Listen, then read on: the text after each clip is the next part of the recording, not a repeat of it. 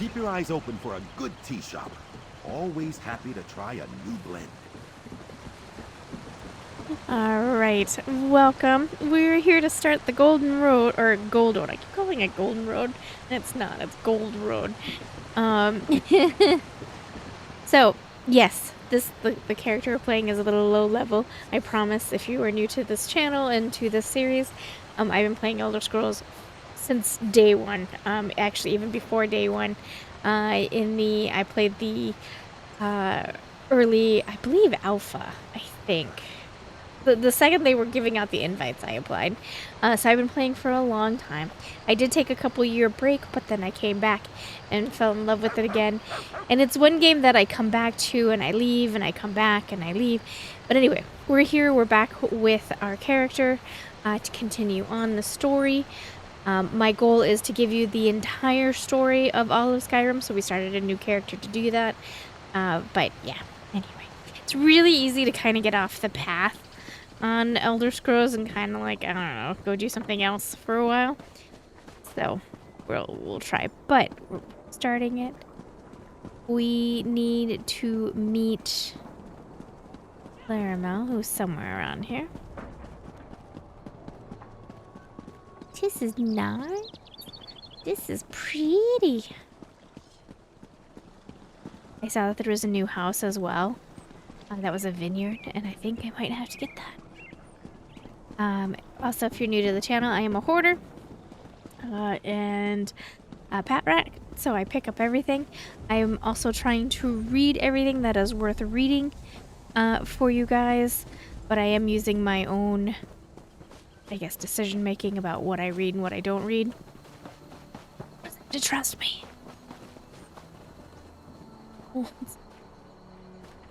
Go down.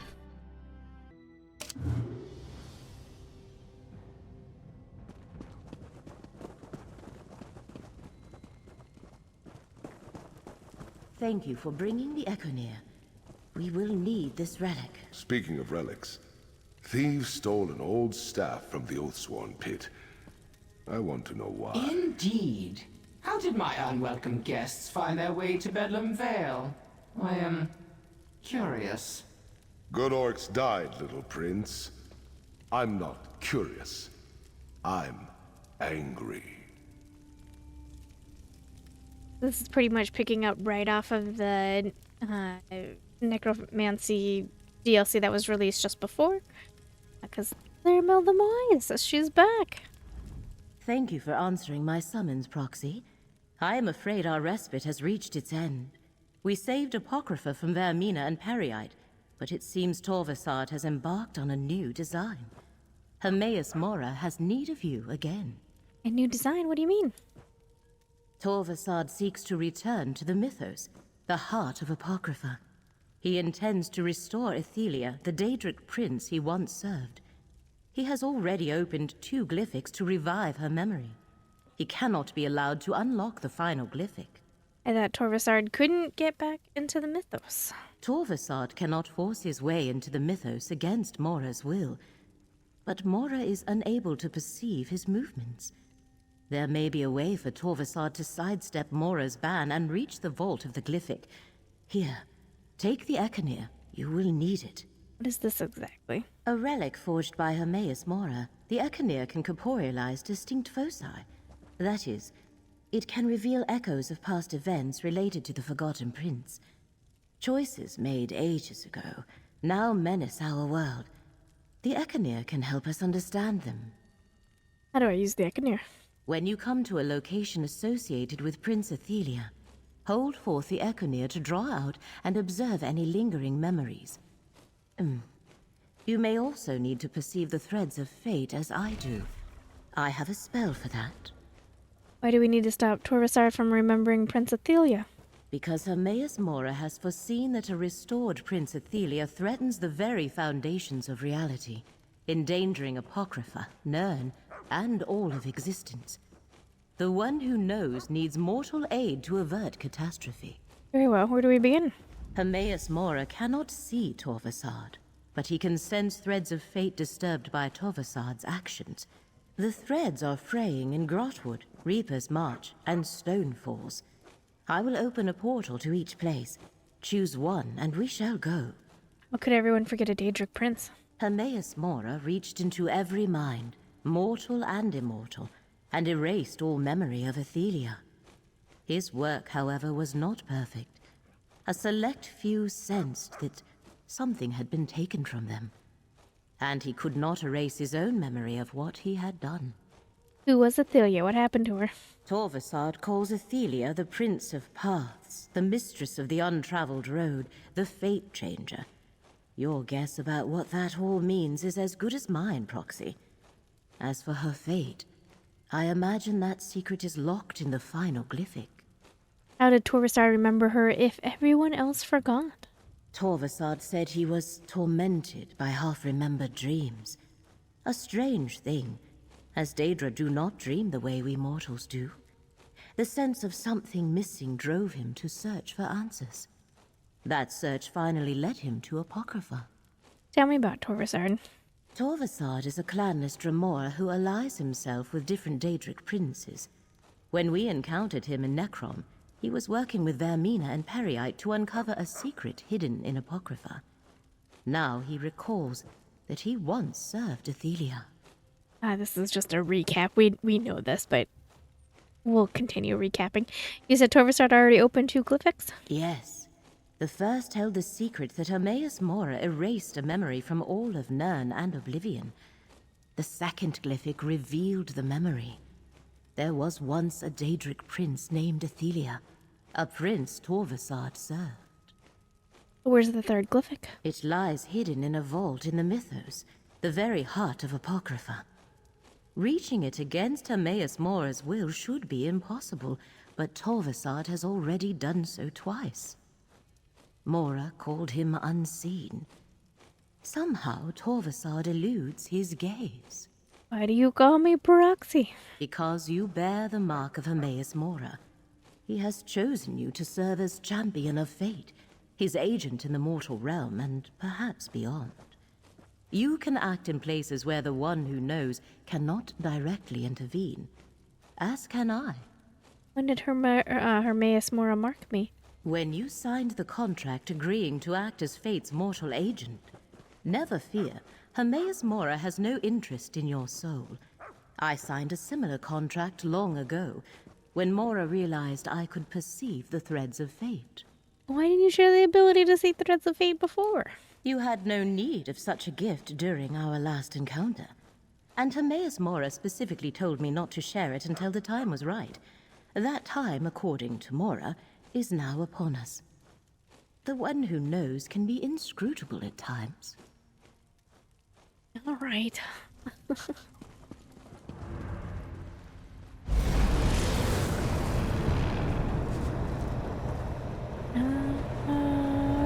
Reaper's March? Reaper's March. Might as well.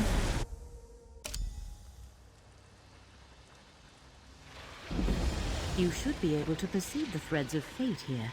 Follow them, Proxy.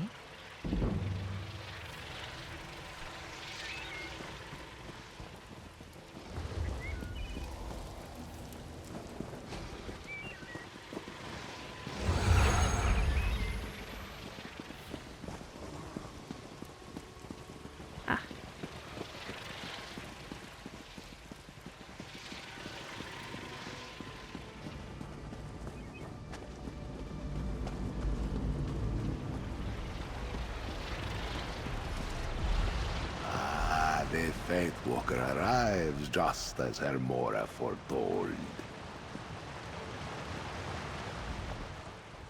Old Rejad saw your coming in the tides. Hermora wished this one to greet you here. So it is that our fates cross paths. What is it you seek, Faith Walker? I'm looking for a Jamora called Torvasard. His actions threaten reality itself. Old Rejad has seen no Remora. But that does not mean your quarry has not been here. There is change in the air. A change that began long ago. Old Rejad knows. You should seek the blessing of the children ever mourned. Seek a blessing? What do you mean? Visit the nearby shrines of beloved Jon and Jod. Pay your respects. In days of old, we Khajiit would pray to the twins to bless our paths with moonlight and sugar. Perhaps it will be so again. Very well. Where are these shrines? The shrines are here in this courtyard. Old Rijad can tell. You have a long journey ahead of you, Fate Walker. You will need the blessings of the two moons. Return after you have paid your respects. What is this place? You stand in the Temple of the Two Moons path. Long ago, Dune was a kingdom guided by moon priests and scholars. To this day, new mains come here to complete their journey with the moon hallowed and take up their sacred duties. There seems to be a lot of Stonefire cultists here. They are followers of Molag.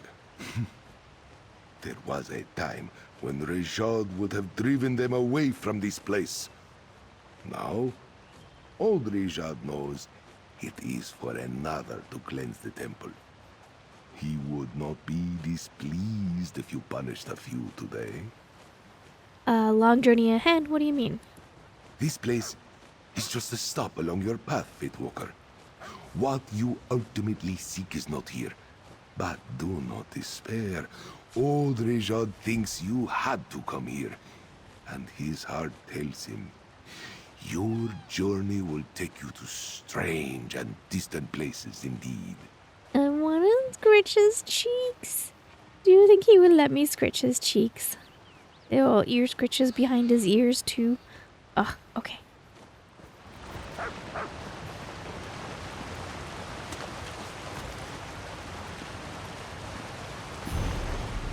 The Blade Songs of Bethera, Volume 2. Let's see. Then she saw the flames that licked at the lattice, blood red and raging fire. It was Bothra who saw them first. A star shot from the heavens, becoming every color of the sun as it dove, and a crystalline figure swept by Bothra on prismatic wings. Bothra sliced down at it, but even her practiced hand fell short. Time seemed to slow, and the fallen angel that stood behind her grinned knowingly. Mirinunda. A gout of fire erupted to her right. There she laid eyes upon her sibling Morans for the first time in eternity. The blood of a god dripped from his axe, and his fang smile belied the story of a kinslayer. He slammed his axe against the lattice, and though nothing before this had ever done so, the lattice shook and cracked under its weight. Bothra thought of dashing towards her brother then, but time was moving so slowly. Before she could move, she saw blue flames dancing on the horizon. Their sudden light made Morans but a shadow, and there it was that Bothra first laid eyes upon Dagon. But behind him stepped a demon king, striding through the blue flames, with the severed head of a god in his hands, attached atop a rod of bone. It was Lorca who had shown them the secrets of dark fire, and Bothra knew Molag used it now to taunt her. As is her nature, she could do nothing but accept the challenge. Bothra forgot her role as the guardian of the lattice. She saw Dagon break through. She even saw the rainbow angel slip in behind him. But Molag was there, taunting and laughing, and telling her that Lorca died for her. Bothra drew her sword, and then she made a sign with her free hand that summoned many other weapons to hover at her side. She considered her myriad movements, but chose only one. To Molag, it was as though she simply disappeared before his eyes. Bothra appeared above the Demon King and sent forth her ethereal blades like rain. Then, as the sister hawk flies, she lunged down to Molag and pierced him with her sword. The dead godhead ate most of the blades, but the one Bothra wielded was the only one she needed, and that had already found the flesh of her enemy. Molag thrashed and roared, but so deeply embedded was the blade that he could not shake free of Bothra, even after dropping his rod of bone. Then Bothra summoned all her might and slammed the Demon King upon the lattice. Its moonlight fire searching burns upon his visage, and as she held him there, Bothra ignored his screams and looked upon the battlefield below. The crossing seemed small from up here. Dagon's many new arms were ensnared by a sibling with many more. Moffel had bound Morans in an inescapable web, and now she was devouring the knowledge he gained during his time in the Great Darkness. Mirinunda bore down on Ashura, seeming to be a being of multitudes, glass shards that can form a body as quickly as they separated. The Rainbow Angel did not attack her sister as a typical foe, but swirled around her as cutting light and blinding fervor. Most would have succumbed, but Azura was a master of light herself, and even those beyond the visible, and she held the Shining One at bay. Then Bathra saw Noctra, and for the first time in eternity, the warrior felt worry. She had not realized it before, but the battle she had fought with Noctra had imprinted a truth in the warrior's mind. Bathra considered the nature of Namira, and she wondered if Noctra would have been born without their conflict. She looked upon what could only be called a daughter, and felt protective of a spirit she once sought to destroy. Azura then proved herself a master of dark as well. As soon as the whole Mirrored Nunda was swept into a void cage and drained all of her colors. Only in the dissolution of these fragments did Azura realize that Mirrored Nunda had separated herself into two. Whole upon the crossing behind, the remaining fragments of Mirrored made an angelic form and laid hands upon the Ether Prism. I thought about not reading that, but there's actually, once I was reading it, I realized that there's a very significant image that is shown in the DLC that is described in that book, so I was like, well, I better read it. Am I missing a book?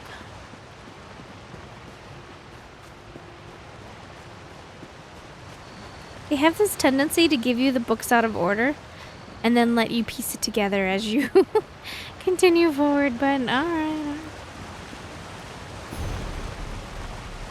The Blade Songs of Bathra, Volume 3. Blinded by light, Bathra felt Molag vanish beneath her. Through memory alone, she felt the crack in the lattice that Dagon had made. Slipping into the lattice, she could feel the presence of Azura and Noctra. Mafala and Dagon were gone. There was another presence too, but it was all around and felt like a searing heat. Mirrored Nunda still stood. Bathra reached Azura's side at the same time as Noctra. The sister-daughter mothers embraced one another and knew they needed to say nothing about the burning light that bore down upon them. Each felt its scorching gaze, and each knew that it meant if they were to look upon it. And Azura said, "All right, little one, you earned the key. But I told you what would happen if you use it. Be sure you want to leave all you have behind." And Bathra said, "What is this you speak, sister? Noctra has trained under my blade. She has proven loyalty. What is it you ask of her with this key?" And Noctra said, "Bathra, mother master, I have learned all I can from you. I have heeded Mafala's words. Now I learn from Asura, she that slew Vermina, and she whom Namira fears only. I take with me your lessons, and now I take these new. With this key I can at last say I am not Namira, I am Noctra, and I will shelter you in darkness." Then Noctra took the key and pierced her own breast. It sank into her like a dagger, and then she turned the key. Her very form became a shadow and a cloak of darkness billowing around the sisters. As the cloak spread, her form grew mighty, taller than all the rest, and it went on to bend itself with the night. And then did darkness shroud the ether prism long enough for Azura and Bathra to reach Mirrored Nunda. They tore Mirrored Nunda from the prism, though shards of her remained behind, and they cast her down along the crossing. Mirrored Nunda rose, wiping golden blood from her lips. She glanced around and saw that Dagon and Molag were both gone, but there was no signs as to where. Behind her sang the Varless Gate, a doorway that led to so many possible futures for her.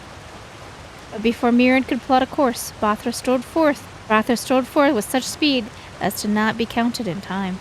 She had grown used to the red shift that altered time, and now Bathra was able to dance just as fast as the light that bent the waves. And in doing so, the precise cuts of Bathra divided Mirrored Nunda unto all the shards and hues of light she embodied, all the mirror pieces that forged into her being. There, Azura saw her chance. She gathered up the mirror pieces and threw them beyond the crossing into the void. But Ashura knew she could not leave it thus, so she bent the light just so that Mirrored Nunda reflected upon her own colors. And when Bathra at last sheathed her blade, the crossing was safe and the lattice secure. She knew the Rainbow Angel would return one day, and she made a promise to Azura that she'd be ready once again when that time came to be. Azura asked her sisters Bothra whether she remembered how many times they had already fought this battle, but Bothra replied with a simple shake of her head. She rested her palm upon the hilt of her blade and smiled. Doesn't matter.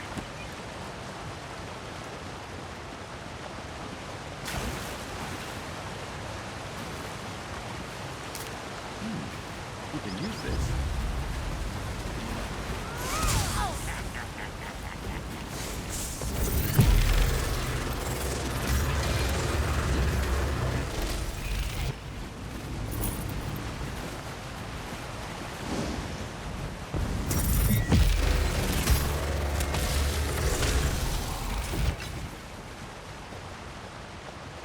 Anybody be concerned about the fact that the crocodile had a ring?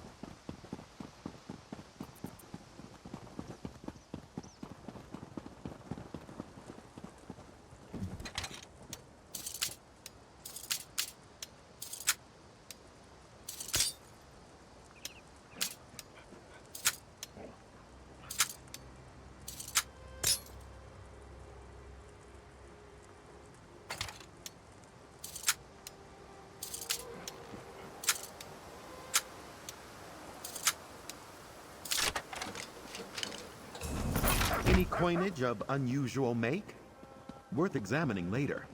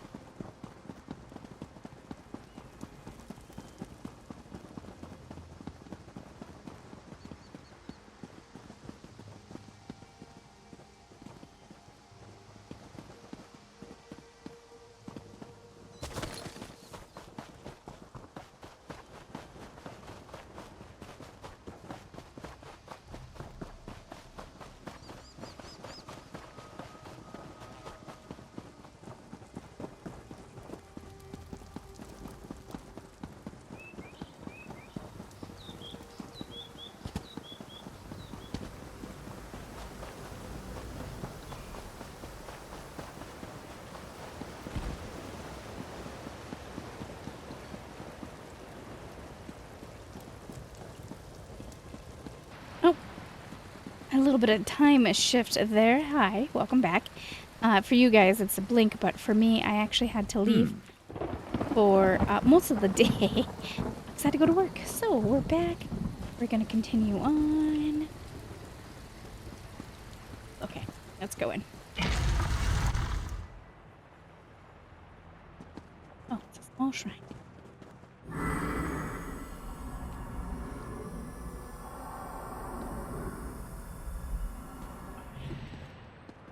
All I had to do? Oh, okay. Okay.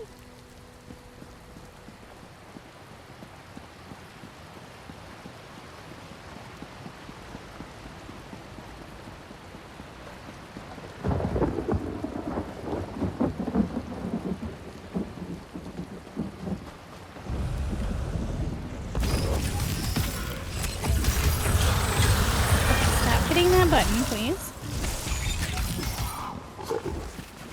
Mora's twitching tentacles. I'm glad that's done.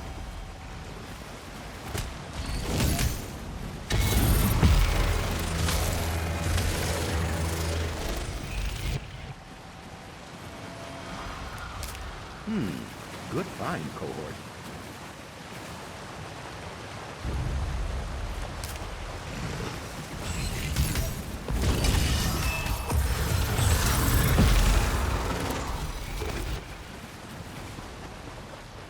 I wonder why it is when you cast that spell, it wants to cast it like 10 billion times.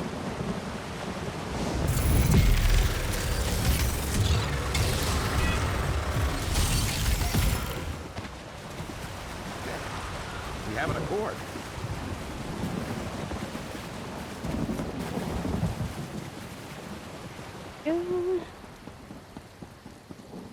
Missing anything? Book? Don't know. I updated my mods when I came back on, and there was mods to be updated from this morning.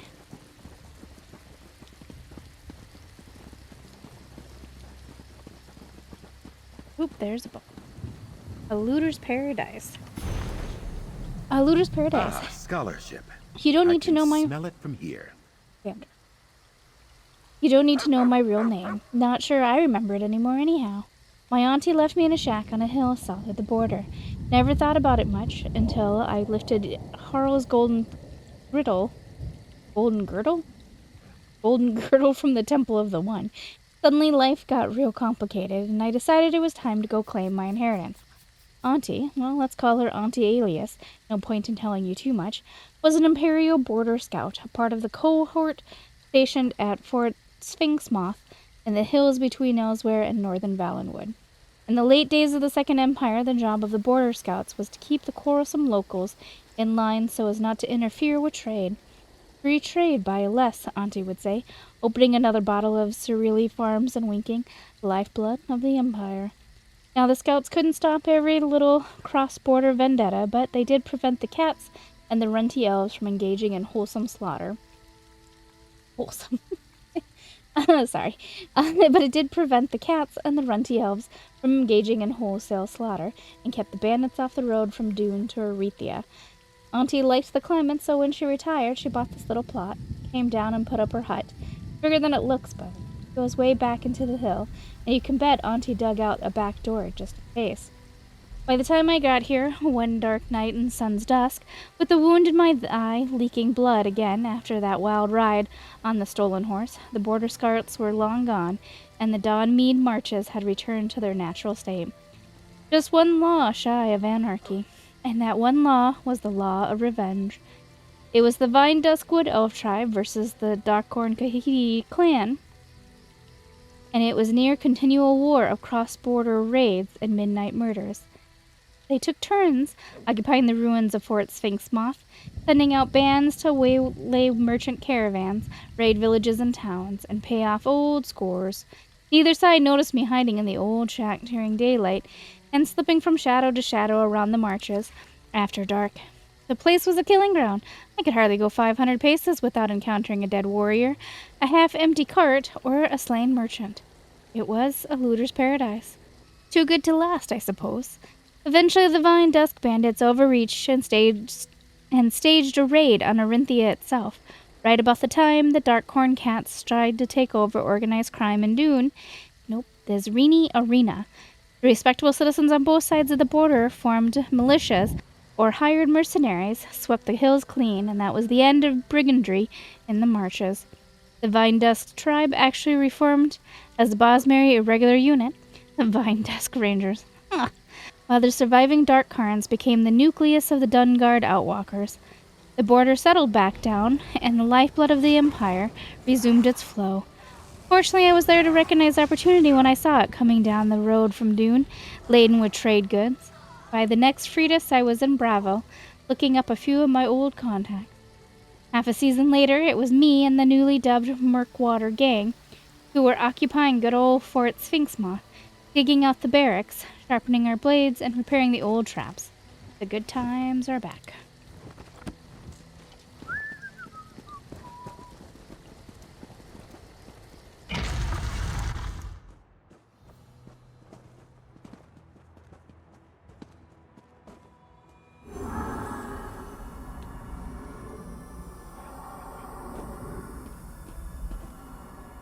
Banana.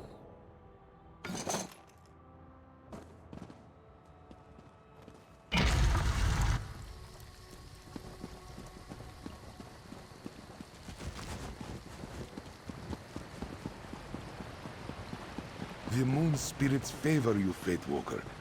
Audrejad sees your path clearly now. Onward and upward!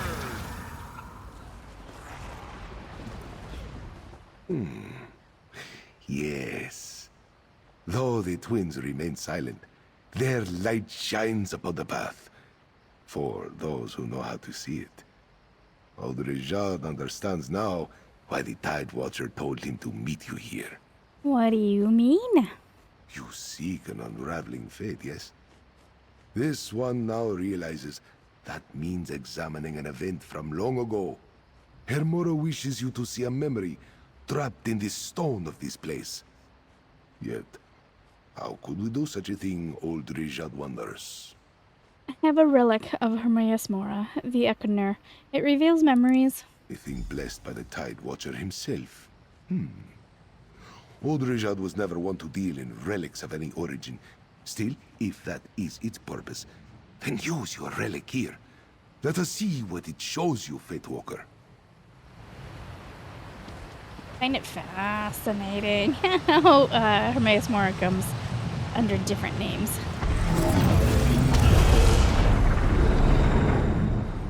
The first main has shown us a new path. This temple is to be raised. So commands Rita Redata.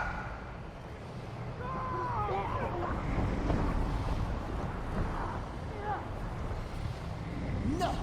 This shrine is under Boethra's protection. Let this serve as a warning. Why does Boethra want this temple to remain intact, sisters? Do not question the warrior of the east and west, my sisters. Now, back to Dokren. But a bunch of badass kitties. Interesting. Old Rijad is an expert concerning those days. Strife consumed all of elsewhere when the cult of Riddlethar spread like a storm across the sands. One could say Boethra died in that time. Any reason why Hermaeus Mora wanted me to see this memory? The Riddlethar kicked sand over old beliefs. Manikaji turned away from Boethra. The warrior of the east and west was abandoned. Only a Dokrin temple was her worship preserved, though the monks there fell too in time. You think there's something important about Dokrin Temple? The fate you follow was knitted there. Audrejad sees it now. Hermora wished you to relive that old memory, so this one could tell you of Boethra. Your quarry's path leads to Dokrin. Now, so does yours. Rijad will mark the place on your map. I'm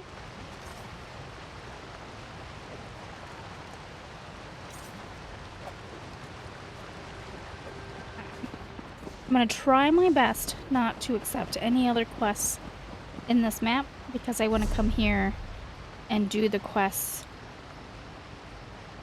without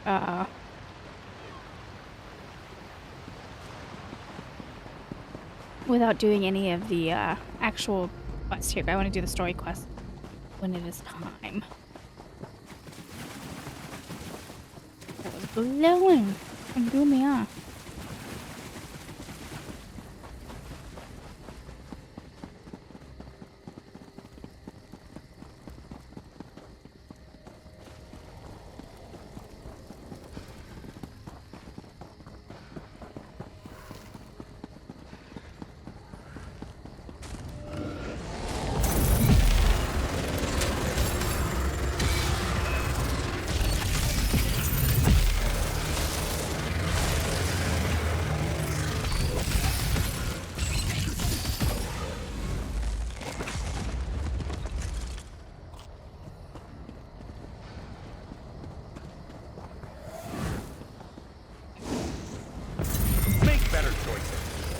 Are you talking to me or to the flame astronaut? Because I don't think the flame astronaut cares.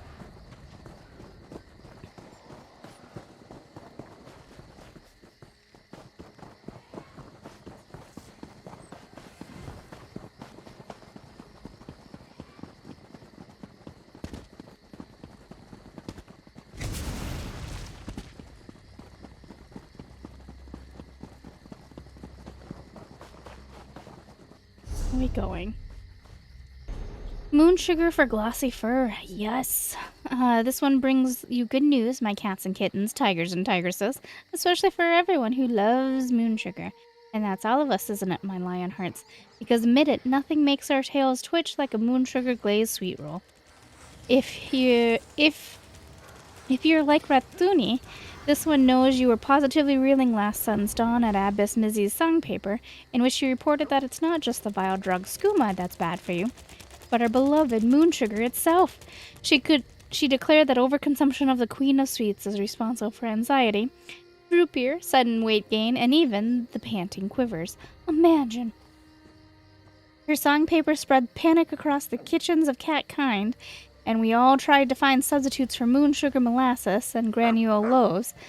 Prices of moon sugar cane plummeted while sorghum and sweet beets suddenly vanished from the markets. Personally, this one was beside herself when she was tapped to provide the sweet cake provender from Riverhold Mid-Year Festival. Somehow the petite paws just weren't the same. So mortified. But I promised you good news, didn't I, little mates? And here it is. After simply months of alchemy research, generously sponsored by the Canefield Farmers Alliance, this one is here to tell you of her complete inability to duplicate Abbess Maze's results. One can conclude that the Abbess, who was getting on in her lives, poor dear, made an error in her calculation somewhere.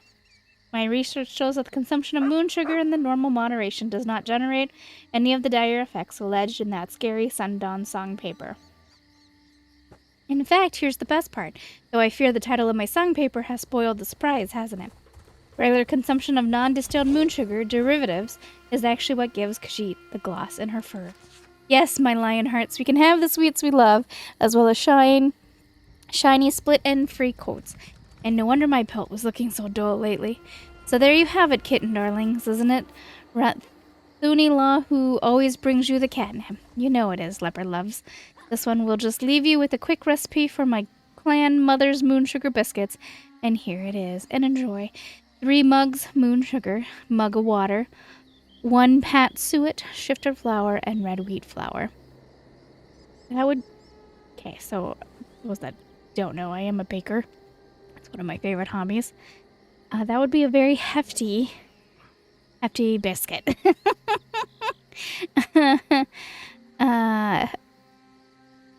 Yeah, I would want to add more stuff to that. Anyway, doesn't matter. Mix the ingredients together. Next, slowly add the dry mix to the moon sugar, mixing constantly. Scoop out dough with a spoon and place on a hot rock or in a cooling oven until golden brown. Serves 3, or maybe just you. That'd be a very hefty chunk of a biscuit. Like, very hefty. Where am I going? You stay over there. Ah, damn it. You wait.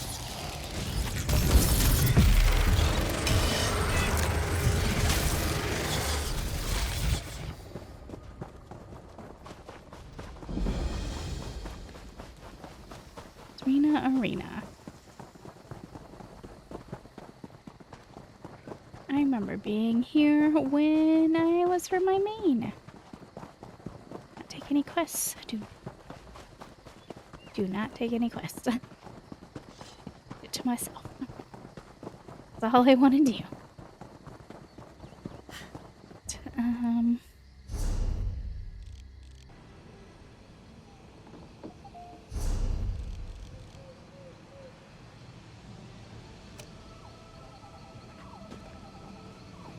Okay. Tiny bit of confusion, but I think I'm back on track.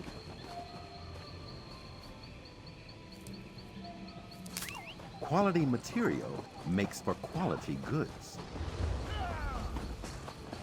The other quest points confused me on where I needed to go, but I think I got it now.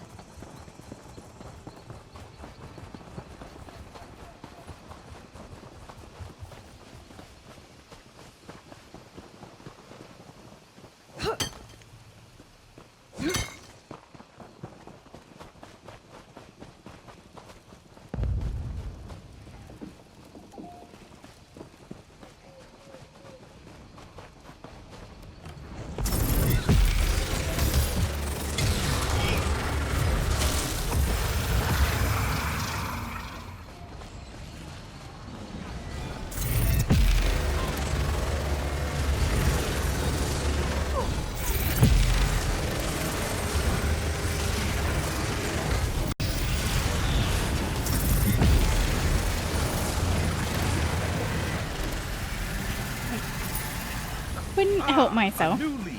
I had to. I had to.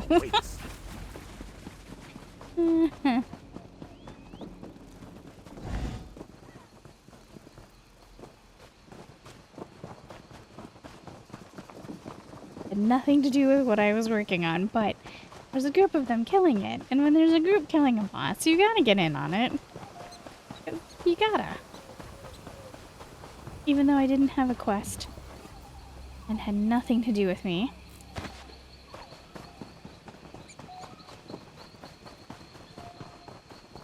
Kitty. Frozen deer.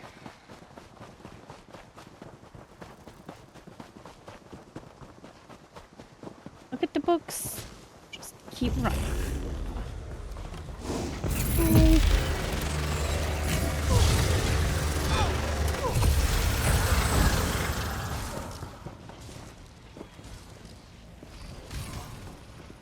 Done yet? I want to collect this runestone. We can use this.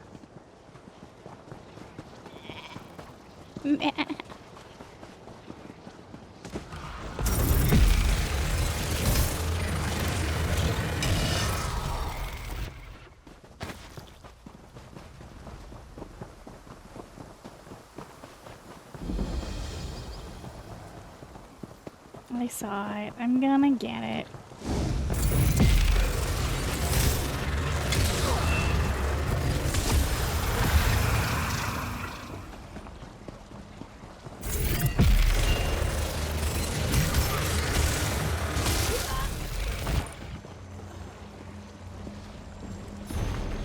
The Lusty Argonian Maid, Volume 1. Lives Hertel. Certainly not, kind sir. I'm here but to clean your chambers. Pentania's Colta. Is that all you have come here for, little one? My chambers. I have no idea what it is you imply, master. I am but a poor Argonian maid. So you are my dumpling, and a good one at that. Such strong legs and a shapely tail. Oh, you embarrass me, sir. Fear not, you are safe here with me. I must finish my cleaning, sir. The mistress will have my head if I do not. I have something for you. Here, polish my spear. But it is huge. It could take me all night. Plenty of time, my sweet. Plenty of time. Ha ha ha ha. Ha ha.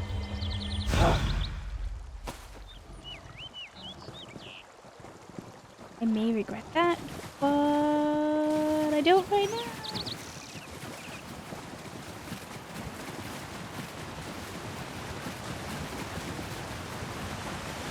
Where am I going? I don't know. Let's do Argonian Maid Volume 2. Alright, strap in. My goodness, that's quite a loaf, but however shall it fit in my oven?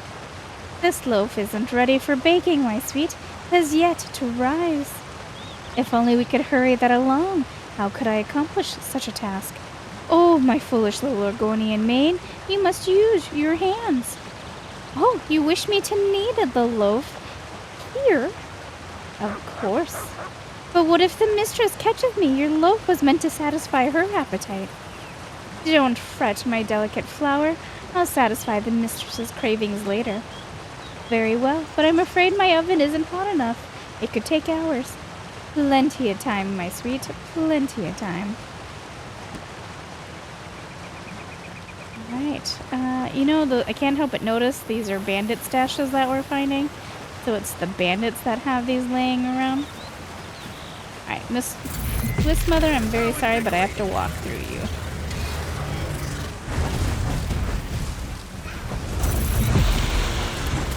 I know.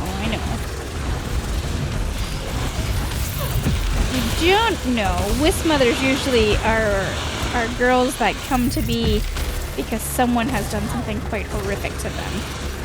So I feel a little bad when I kill them because it's not their fault. Yeah, I know. There'll probably be a quest related to her too that you learn about their horrible stories. Okay. Go that way.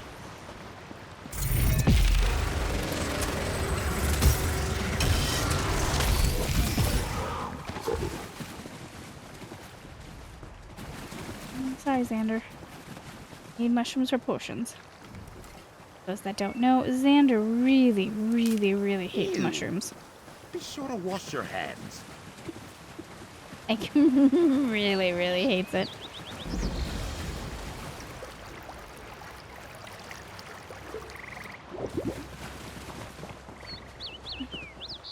Guys, kitties, I don't want to hurt you, but you're in my way.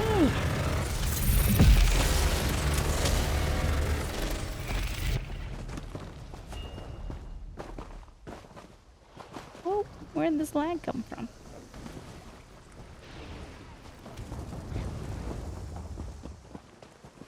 Wait. I got stuck back there.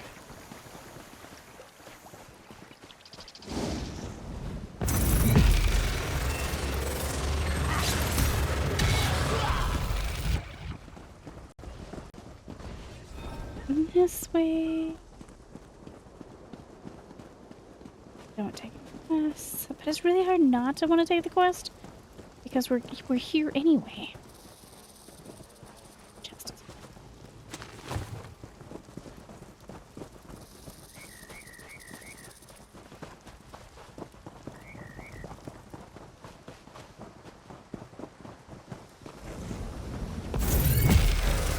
I know where it wants me to go, guys. I know, right? I'm pillaging.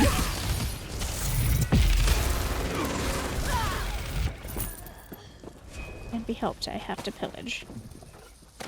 The pillager in me doesn't like it when I don't pillage.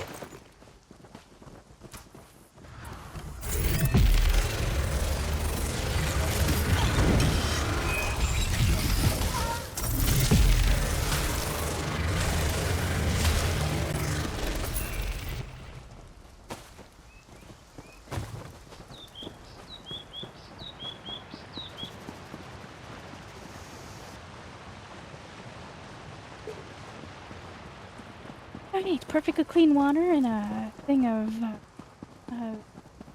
urn.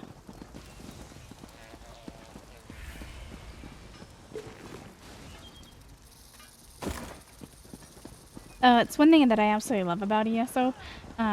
It has a pillaging system, a gathering system that I really enjoy. I find it very satisfying. Here we go. One.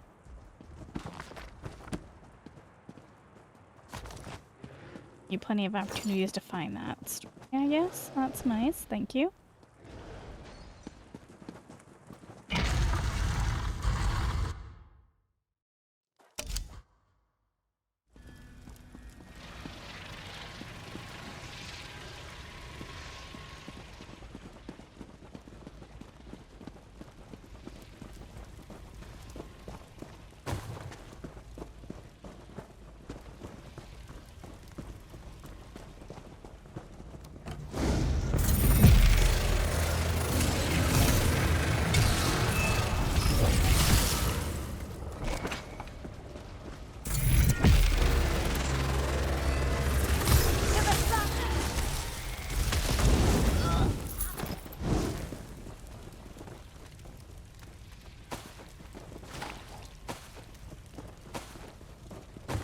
Gotta keep clock. I got plenty of time. I work tonight. Sure that I don't forget to go.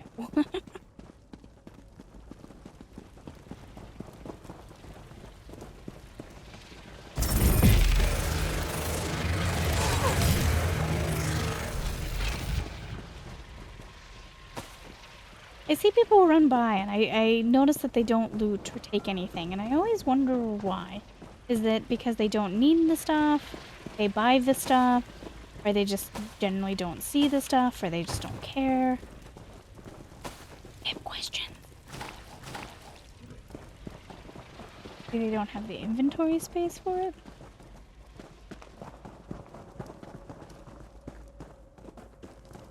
You struggle with inventory space. Killing the kittens for me. Except for if I remember right, this has a system of the busier that an area gets with players and the faster you kill things, the more things start to spawn.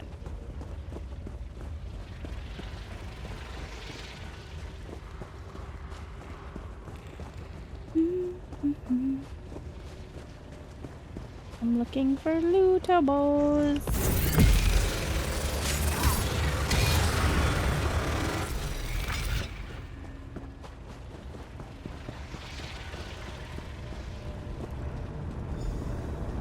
As I expected, our paths have once more come together. Enter the portal, Proxy. Okay. It seems our investigations have led to the same place. Use the portal to enter the hidden shrine. We must determine what interest Torvasad has here. How he expects a Boethia shrine to lead him back to Apocrypha and the final glyphic.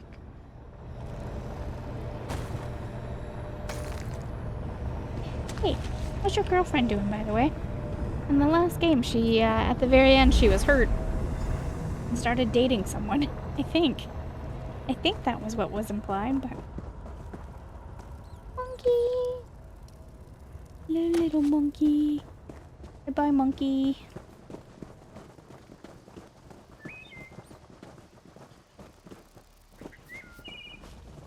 I always like to check.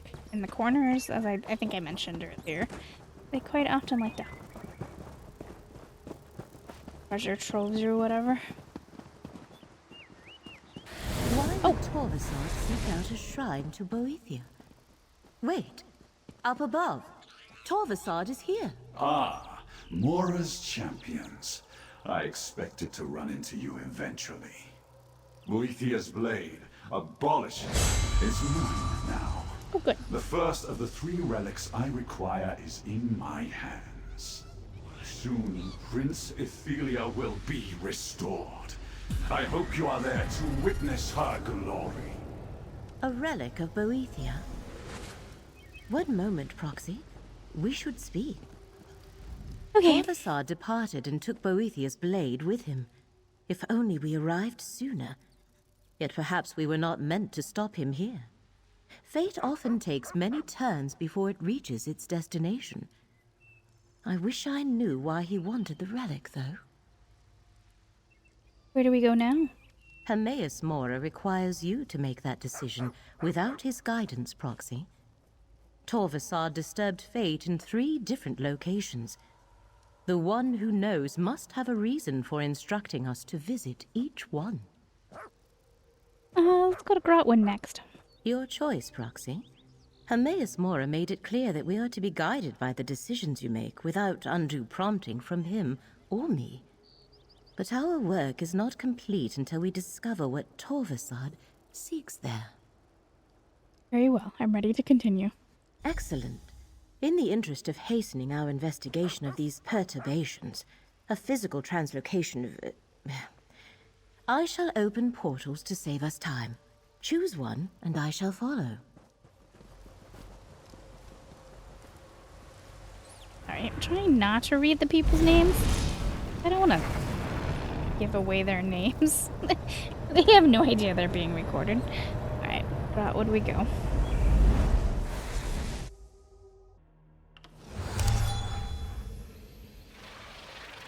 An Ayleid ruin?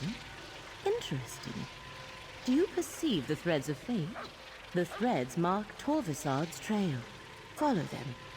I will search the surroundings for any other hidden signs.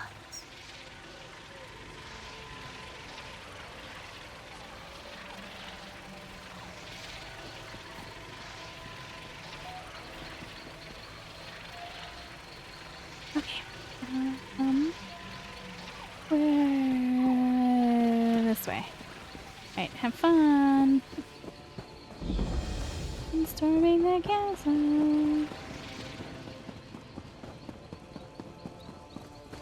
Don't talk to NPC.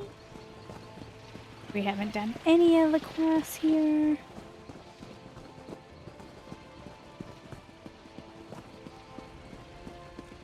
Hello. Don't mind me.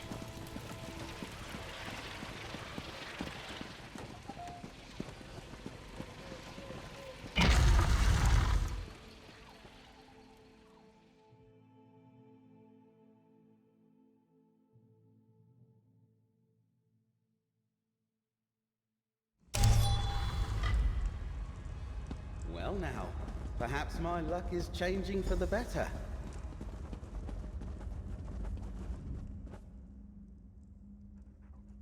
I'm a fellow adventurer. The name's Baragon, friend. I could use a hand on the trail of a group known as the Recollection. I'm not sure what they're after in these ruins, but I intend to find out. I don't suppose you're after them, too. I'm not sure. What can you tell me about the Recollection? Seriously, dude, got nothing to say. Okay, they're an elusive lot. Something between a secret society, a mercenary company, and a cult. I got wind of people disappearing, and I think they're involved. If you're not after the Recollection, why are you here? I'm looking for a Jamora named Torvasad. Dangerous quarry, but you look like you know what you're doing. It's strange that my pursuit of the Recollection and your hunt for Torvasad led to us both to these old ruins. It does give me an idea, though. What do you have in mind? I propose we work together. There are more Recollection here than I care to tangle with by myself. But maybe we can get some answers together. We can figure out why they're interested in the reliquary of stars while we look for your elusive Jamora. Alright, let's head on in. I overheard a Recollection mage named Engar mention a hidden shrine in the old ruins. Something about a waterfall in the Flesh Gardens. Ugh, that sounds... not the most pleasant affiliation, but maybe we should start there. It's somewhere to the north. Can you tell me anything else about the Recollection? It seems to be a revival of the ancient Iliad cult, or some kind of Iliad-inspired military order, perhaps. There are a lot of wood elves in their ranks, I'm sorry to say. It's strange, I've never even heard of them until a few months ago. What led you to look into them? I heard rumors that the Recollection groups poking around Iliad ruins back in the west. Weld? I'm not sure. And people start disappearing around the same time, including a few I happen to know. I can't say if they were abducted or recruited. Tell me a little about yourself. Me? Well, I'm really retired from this adventuring nonsense. I spent years working as a scribe in Cyrodiil, dabbling in history, documents, and a cipher or two. The threat of the Recollection convinced me to put down my quill and pick up my daggers. You were an adventurer? It was years ago, really. I had an itch to travel, risked my neck looking for treasure in monster-infested caves and haunted tombs. Besides, it became a family tradition. My little sister, Evely Sharp Arrow, is off adventuring right now. What is this place? Called the Reliquary of Stars, an old Iliad archive of some called the Reliquary of Stars, an old Iliad archive of some kind. The Mages Guild researchers here say Magica courses through the very walls. They're too busy with their studies to notice a recollection scout sneaking into the reliquary. Yay.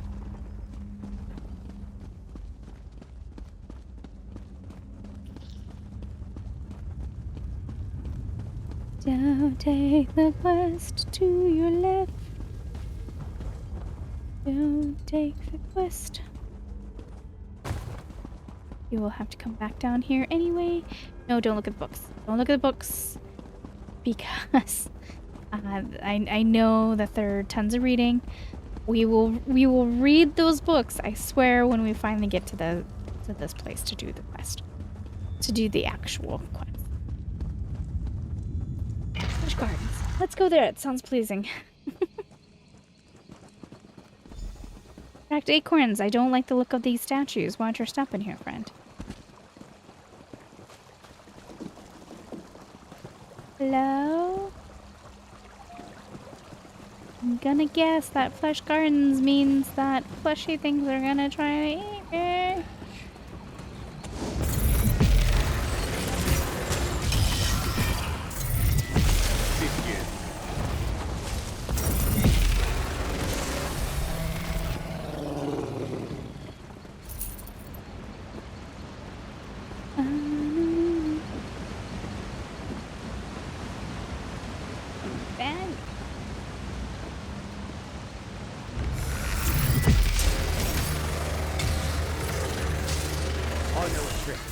Let me help.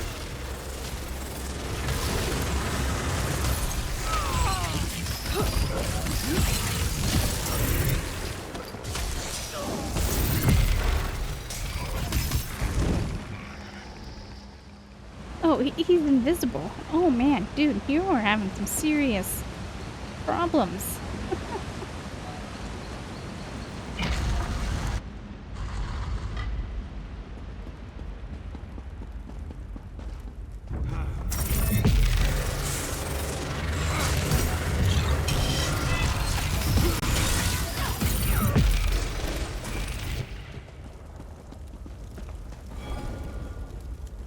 He really is invisible. Poor guy.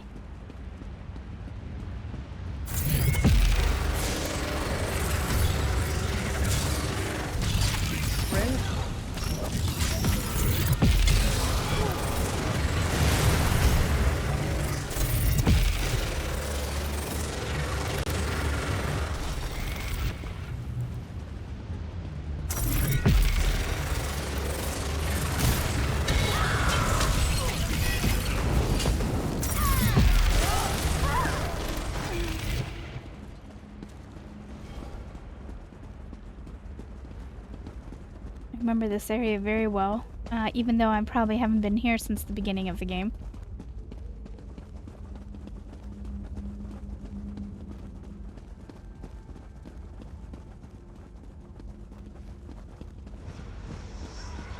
Oh, these guys came back so fast.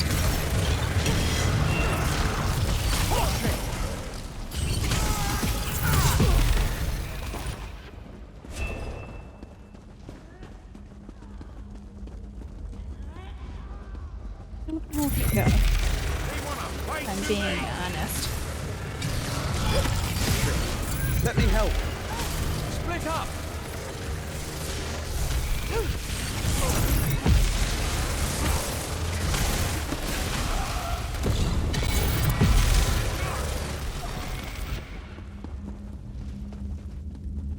There's a map.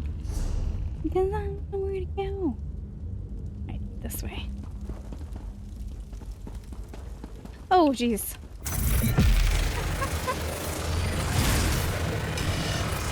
Why was I so surprised to see a watcher here?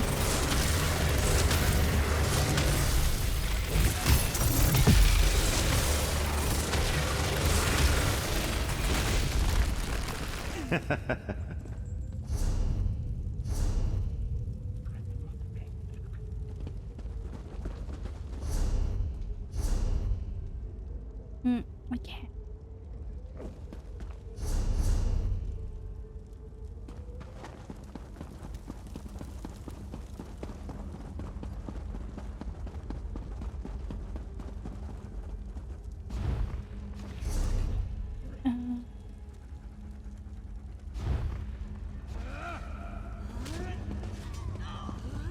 think I get it, maybe.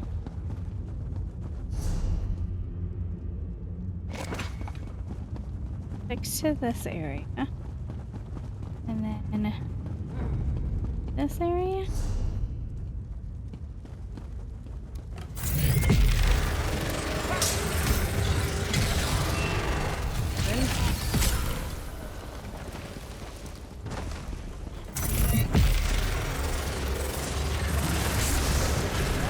I can assist you. I have no doubt that you can, but the funny thing is I can't see you. Maybe he'll appear through this gate.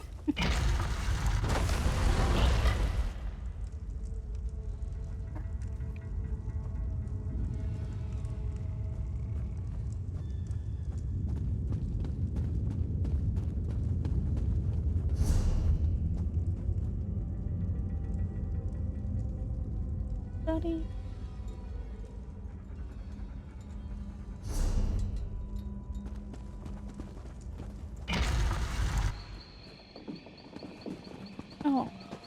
Oh, I guess maybe straight ahead?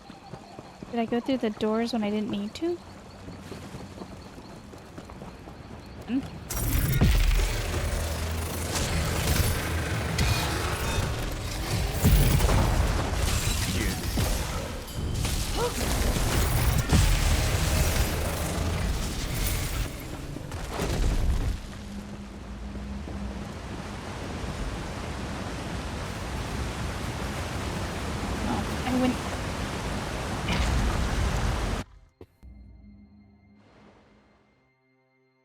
I don't take the blame for that. The quest marker led me there. The recollection is here, all right. Be ready for trouble.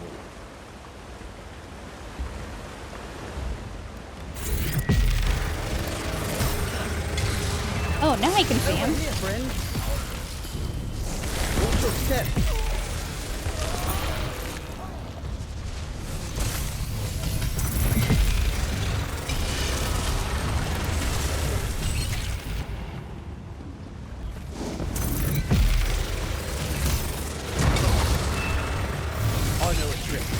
Let me help. Lure them over here.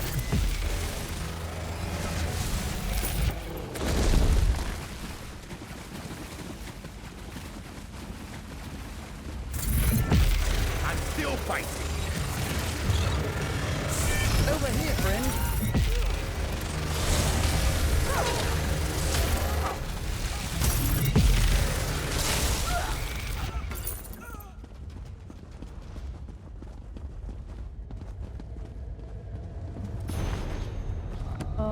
Look at that outside of here. I'll even try to remember to do it while I'm playing.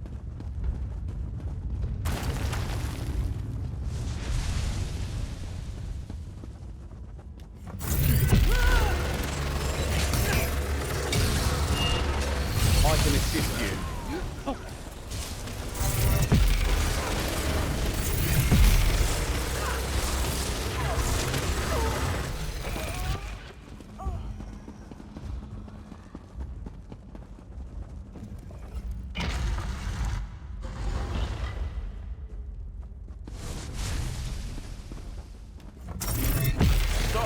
Warned us you'd be coming. Though the relic he sought wasn't here, he left me to deal with you. Follow my lead.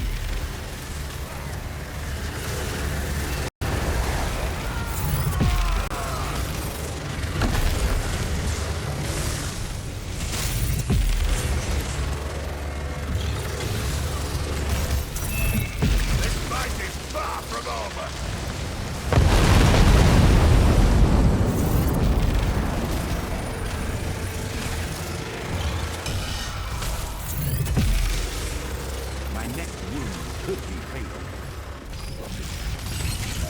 I know a trick. Let me help.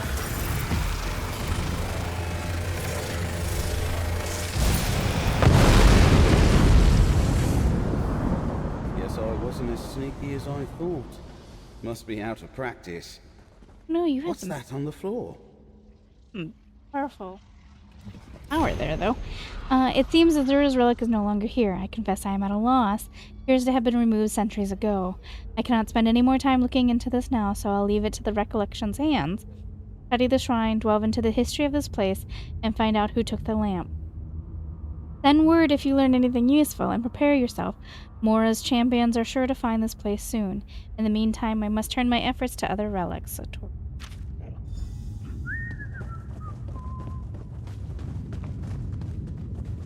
Nothing there.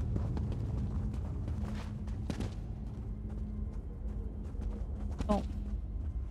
Looks like we found the recollection, or some of it. I didn't know Endigor well, but what I knew of him, I didn't like. A bigoted radical at best. I'm surprised he would work with any non-Bosmer at all. What's in that letter? There are instructions from Endigor, from Tarvasard. May I see? Huh. That settles the question of whether Torvasard and the Recollection are working together. It was no coincidence that we met here today, friend. The note says Tarvasard is looking for a relic, a lamp. According to the letter, they haven't found it yet, or even any leads to its whereabouts. If they had, Endigor would be off with Torvasard, looking somewhere else by now. I wonder what happened to the lamp. I have something that might show us. Do you see anything unusual here? Something unusual? Let me see. Ah, over by the altar. Is that what you're looking for?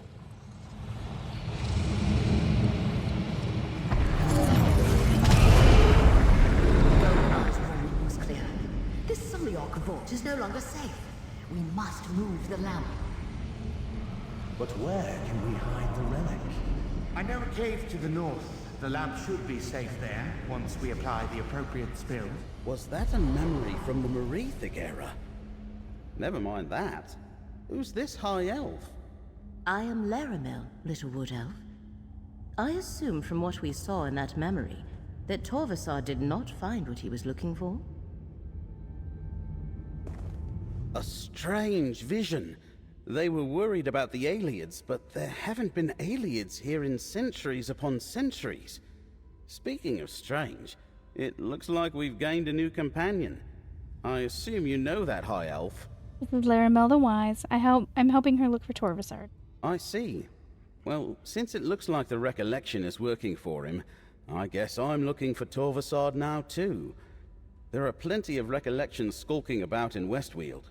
I'll meet you there if you run short of other leads. Alright, I'll remember that. Good luck, Fyrankin. Nature's luck to you too, friend. I have a feeling our paths will cross again. Bye. Let us speak, Proxy. Curious. There was a relic of Azura here. A lamp. No doubt the mages who removed it feared this place would be sacked by the Alessians. A memory preserved since the early First Era. I wonder what Torvasard wants with the lamp. What now, Laramel? We must determine what awaits us at the final site. Twice now the threads of fate have led us to a Daedric prince's shrine. I imagine we will find a third such shrine there. The question is whether Torvasard has found another relic or not. Alright, I'm ready to go. Good. Allow me to create another portal to speed our journey. It appears we are in a race against Torvasard, and so far he is winning.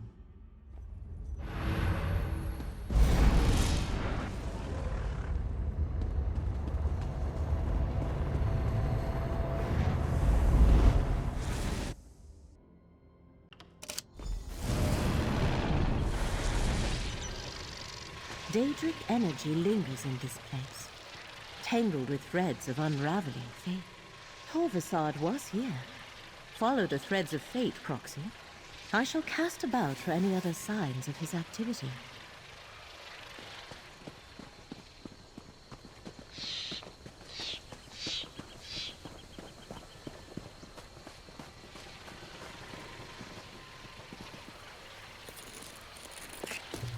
Someday you'll make something surprising with that.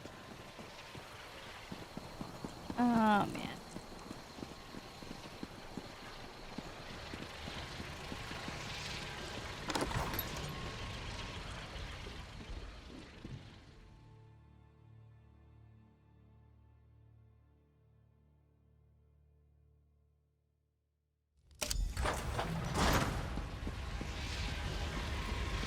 think we've been here before. This looks familiar. Yeah, we've read all the notes.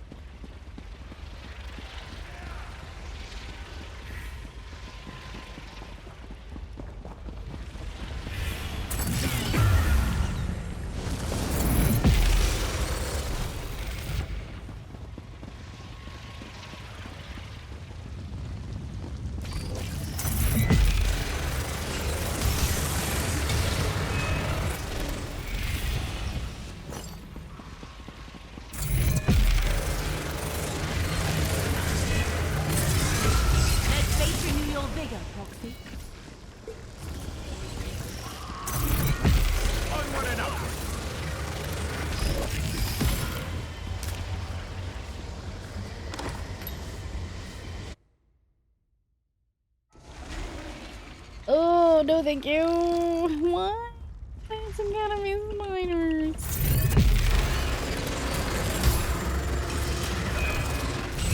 The current of fate shall revitalize. Why would fate lead us to an abandoned shrine? There must be something here. Is it abandoned though? Doesn't look very abandoned. Let the threads of fate restore your strength. My sisters, as I write, an intangible future descends upon Rezdan. False light obscures the conviction we once shared.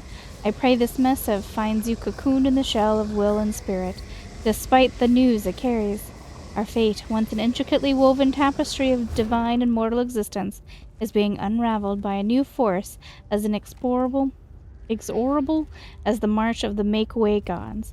The concurrent three, a mere cult once but a flicker in our collective consciousness, has ignited in a blaze of glory and zeal. They are consuming fire upon our world, and my sisters, I fear they are inevitable. These zealots hail not one, not two, but three newly ascended entities. Triumvirate cloaked in robes of divinity. Their rise is fueled not by the fateful dance of faith and love, but by the mechanic gears of manipulation and force. They hope we shall remain blind to it. Their will exerts itself like a black void in an inescapable pull towards our future, where our goddesses are mere anticipations. Their adherents are systematically snuffing out the shapes of our kin, obliterating our ethereal signatures from their grand tapestry of existence. This insidious drama is played out behind the sheen of pot-licking and deceit, their actions obscured from the eye of Boet Ha-ah? Any mispronunciations, 100% my fault, I will own it. They are false and yet they prove difficult to deny. These are so-called anticipations, our spiritual anchors, unfailing, have guided our voyages for as long as memory exists. The thought of a Rezdan devoid of their foundational virtues is inconceivable, a thing unable to pass for the sake of what is and what will be. I beseech you, the fate-bound hymns of the three sisters must not be forgotten. We must rally our kin and stand against our faith evasive force. We must preserve the ancestral harmonies for the sake of our children yet to be born. I implore you to cloak yourself in cherished nostalgia. Share these revolutions only with those whose loyalty is certain. This dance must remain a secret under our shroud of silence, since those who dare to raise their voices are swiftly consumed by the black hole, as of yet oblivion. In these interminable times, we must channel our cunning Mephala, a veracity of Bathia, and the wisdom of Zura. Let their blessings teach let their blessed teachings be our guiding star, our protective shell, our eternal sustenance. May the sisters guide your journey and cast their darkened light upon your path, darken these falsified cycles. Stay strong, my kin, until the threads converge upon us once more. There we will meet again as ourselves, no longer in need of false skin. Fascinating. That ancient book stirred up a memory. Use the Echinir to examine it, Proxy.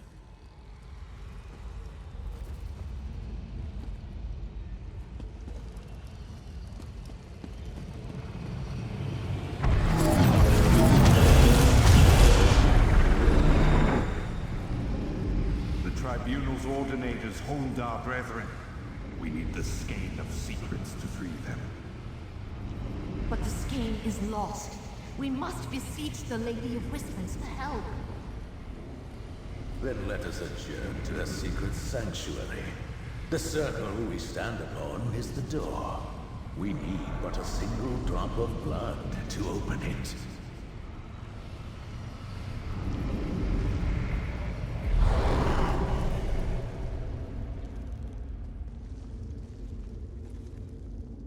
Ah, I see. This ritual circle conceals a gate, activated by a little blood.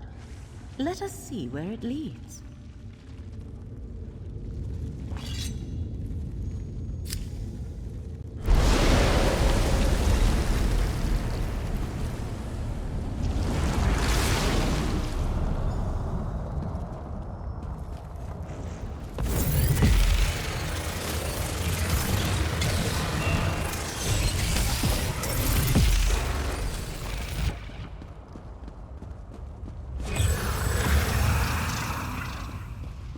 Nothing.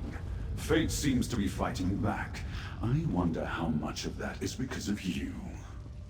Torvasad, talk to Fate's Chosen. Tell us what this is all about. Fate's Chosen? How presumptuous a title Hermaeus Mora has bestowed upon you. The Prince of Fate is using you, mortal. Long ago, he and his allies inflicted a terrible wrong on my prince.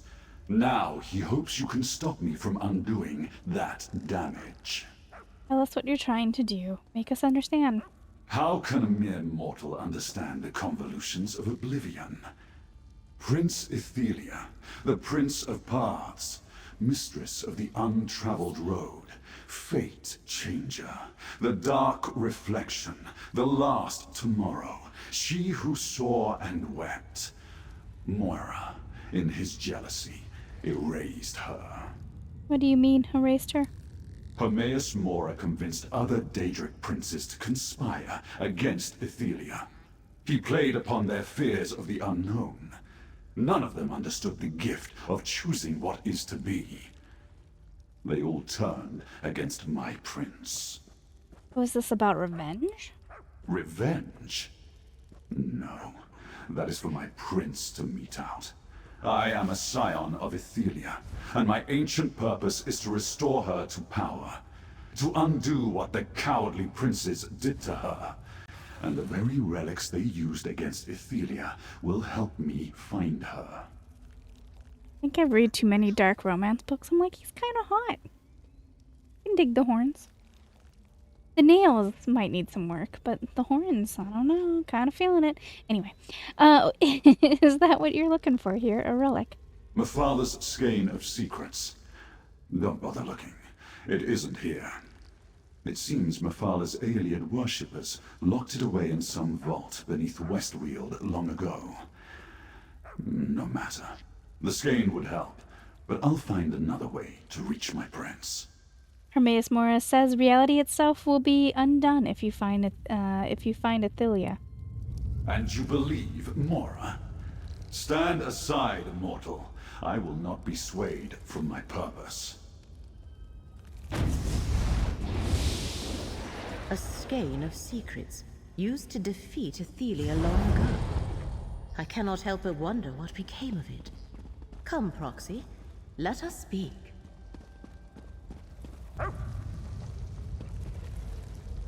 As I thought, this is about ancient relics. Torvasad believes they can lead him to Ethelia, the Forgotten Prince. But I do not yet see how he hopes to make use of them. We investigated all 3 disturbances. What now? A good question. I find it interesting that Torvasad was not satisfied with only one relic. He wanted to recover 3. A blade associated with Boethia, a lamp from a shrine of Azura, and a skein created by Mephala. What are you thinking? I wonder. These princes are known as the Good Daedra in Dunmer tradition. Long ago, they often allied with each other to guide and protect the people of Morrowind. I doubt that is a coincidence. What do the good Daedra have to do with Torvasar's forgotten prince? I am not sure. It might prove useful to consult with someone better versed in ancient dark elf religion than I am. Fortunately, I believe I know just the elf. Our dear friend Gadain. Come, Proxy.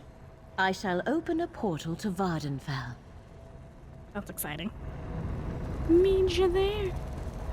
Hey, the spider so very much. Did you notice the portal opened before she casted it? It opened. I think it's because probably if I was probably supposed to be facing the other way.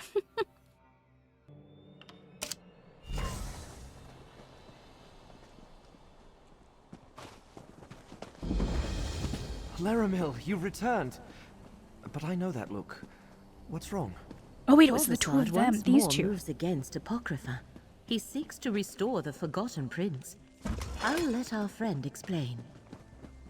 Hey, it was these two that had like a hit of a relationship. I finally resolved to see the world beyond Necrom. With some assistance from Laramil, of course. Then Hermaeus Mora called her away again. I'm glad to see you're still helping her, friend. Did I hear correctly? Torvasart has returned? Yeah, he plans to use the relics of Azura, Bethia, and Mephala to locate Prince Athilia. Prince Athilia. These names are hard. What I know about Daedric princes and relics, I learned at Laramil's side. If she doesn't know what it means, I can't add much more. The good Daedra haven't been widely worshipped in Morrowind for ages. How do you think they're involved? They said that they conspired with Hermaeus Mora against Prince Athilia. I've never heard any such story, but Holomeon Monastery is just north of here. The monks there preserve the old Velothi traditions. If we're dealing with ancient myths about the good Daedra, they might be able to help. Alright, let's go to the monastery. Go on ahead.